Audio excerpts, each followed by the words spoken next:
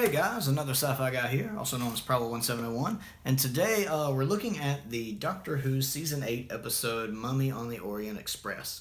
Now, I know I'm jumping around a little bit. I was intending to do them from Season 1, just in order. But I really had the urge to watch this episode again, because I think I'd only watched it when it originally came out, when it originally aired, and I liked it then, and just easily one of the best episodes of Season 8, in my opinion. I'm not a big fan of Season 8. I'm just not a big fan of Capaldi's Doctor in Season 8 when he was I always have him in this mind as this gruff man who didn't really care in Season 8. He grew on me more progressively, and I really liked him in Season 10. That and the fact I felt like he didn't get as many good episodes as he should have. And Season 8 to me is pretty terrible, but it has a couple really good episodes and a couple pretty decent episodes. Matter of fact, got the box set right here. Just real quick before we go into it, I'll go over each one, what I thought. Deep Breath was pretty nice. It wasn't bad. It was all right. It'll always have a good spot in my heart because I had a girl I dated for over a year, and the first time we ever actually went out and did something together, we went and saw this episode in theaters together, and she was pretty awesome. So that'll always hold a kind of a special place right here. And the cameo in it. There's a really good cameo in it I wasn't expecting. That was pretty awesome. I like that. Into the Dalek was also all right. I didn't mind it. Robot of Sherwood, I don't think it was a great episode, but it had some good moments in it, some good humor in it I liked. Listen was a turd of an episode with an ending that just ruined the episode, a complete turd. Time Heist is great. I love Time Heist. Time Heist is like Ocean's 11 meets Doctor Who, and I love that one. Matter of fact, I'm gonna have to watch Time Heist again soon and get a review up for it because that's a fantastic episode. At least if my memory's not playing tricks on me. The Caretaker, I was texting with the girl I was dating at the time when this was on, and I've only watched it the one time, so I was half not paying attention. Two, I really didn't like Danny Pink. I mean, I didn't really like Clara either, but I really didn't like Danny Pink. Kill the Moon sucked. I can't say anything good about this episode. It's just a turd of an episode that needs to just be erased from the canon completely. But Mummy on the Orient Express is fantastic. I think Flatline is good too. I forgot about Flatline. Flatline is also really good. I need to watch it again. In the Forest of the Night I thought was dumb. And then the Dark Water and Death in Heaven are okay. They have their ups and downs. But easily my favorite episode of the season is Mummy on the Orient Express. This is a kind of fun episode. It's got... one of the things I like about Doctor Who is that it can be so many genres of things. I mean, one week you can have a Western, another week you can have a historical, another week you can have a really, really techie sci-fi futuristic. Next thing you know, you're in Victorian England. It can be a comedy, it can be a drama, it can do so much, which is something I wish Season 11 could pick up on. I mean, I'm 4 episodes into Season 11, and while I can say none of them have been bad, none of them have wowed me either. They've been all right, is what I can say about them. Although I am enjoying Jodie Whittaker's Doctor so far. Getting on to Mummy on the Orient Express. I love this episode. I don't know. I like the idea behind it. The Orient Express in space, that's cool. It's set up like the old one from way back when, which is nice, and it looks very authentic to the time. And the idea of a mummy appearing, which is neat, a mummy on the Orient, I love that, that only the victim sees, and you have a set amount of time after it appears before the victim dies. 66 seconds exactly. And the clock, every time somebody's about to die, the clock is ticking down on the screen. That's a nice little touch. I like that.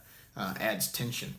It's really well shot. It's really well directed. I even like Capaldi, and he's still kind of the more Season 8 Capaldi, but he actually does have some kind of playful moments in it, and maybe that's one of the reasons it appeals to me. The interesting thing is, throughout the episode, the mummy only appears to one victim at a time, and only the person it's come to kill can see it. So naturally, everybody at first doesn't believe, and when they're like, there's a mummy coming at me, I don't see anything. And it just kind of touches them on the head, and they die. And, I don't know, I think the effects on the mummy are really cool, how it kind of looks like it's not quite there, it's kind of phasing a little bit. It's not quite in phase with us, and that's neat. The effects are really good. The mummy itself, the design on it's really well done. It's a really good episode. Clara's fine in it. I don't really like Clara much. My only problem with the episode is if you come in not really having watched Kill the Moon lately, you can easily forget that this is kind of where the Doctor and Clara are in a rough spot. They're about to part ways. This is kind of their last trip together. It's one of the things I like about classic Doctor Who and kind of old television in general, where the fact that each episode was kind of its own thing. It's kind of a bottleneck episode where, like Knight Rider, if I want to watch an episode of Knight Rider, I can pretty much watch an episode of Knight Rider in any order. Watch one episode, be happy. Same thing with Airwolf or Columbo. Newer shows, newer TV is more serialized. And with the exception of Babylon 5, I never think it's quite as much fun as older television. Babylon 5 did it perfect. Better than any show I've ever seen. And so there is that little bit there that you might kind of wonder what's going on and what the trouble behind them there is if you just go into this episode.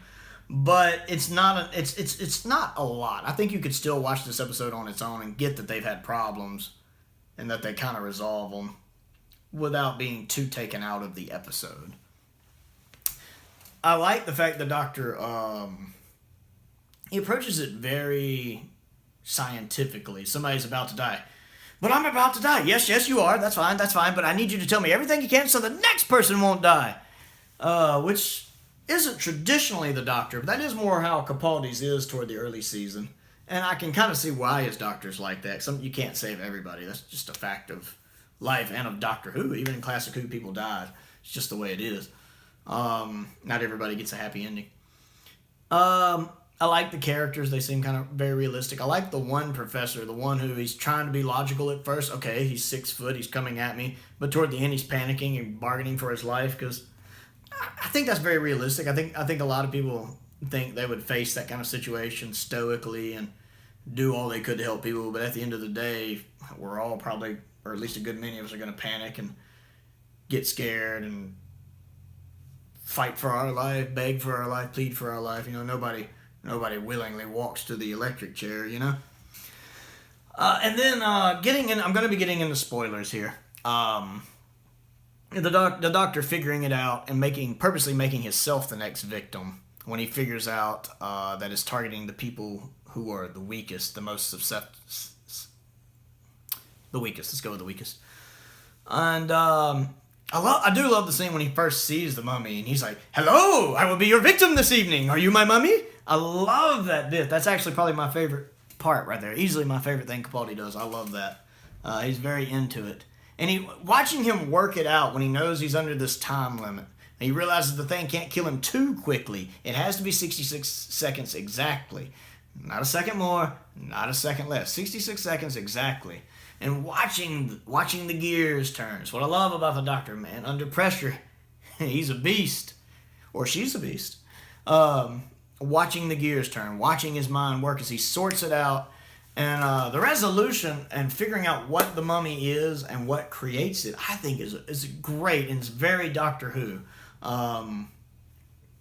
The fact that it's actually a former soldier and it's alien tech that's causing it. He hasn't been able to die because the tech is keeping him alive, and him killing people is absorbing the energy to keep the tech powered. I think that's very Doctor Who to take something very common, say, a mummy, and give it a more sci-fi twist and an explanation for why it exists and why it's doing what it's doing. I think that is really well done. I think it's excellent writing. I think it's excellent directing. And the way he resolves the situation, the way he figures out exactly how to live. Because it mentions early on in the episode that supposedly there's something you can say that will make it spare your life. The Doctor figures it out. He figures out, okay, it's got a flag on it. That looks like a flag. You're a soldier. Wartime. And then instead he just goes, we surrender. And that's it. That's what it takes. The mummy salutes and then falls apart. And of course the Doctor saves everybody. I do wish we saw the guy in the episode who's kind of behind the scenes. We only hear his voice. The guy who orchestrated the whole thing on the train. We never really find out what happened to him. I kind of expected that to come back into play more later. Somewhere, either that season or later. The guy, I think he was calling Gus. But we never found out where that was. I would actually like to see that revisited. I would like to see that guy try pulling a couple more plots on the Doctor and the Doctor having to unravel who that is. That was my only kind of letdown. And that's not from the episode itself. It's just that The idea that we never quite found out who that was, how they know who the Doctor is, and we never had a chance to really see that resolve. But the episode itself is fantastic. It's my favorite episode of Season 8. So this has been a quick review of that. I know it's kind of all over the place. I don't really organize these things very well. I just kind of ramble. Don't forget to click the like button. Don't forget to subscribe. Don't forget to check out my main channel, Prowl1701, Prowl1701, where I review high-end lightsaber replicas. And most importantly, thank you for watching.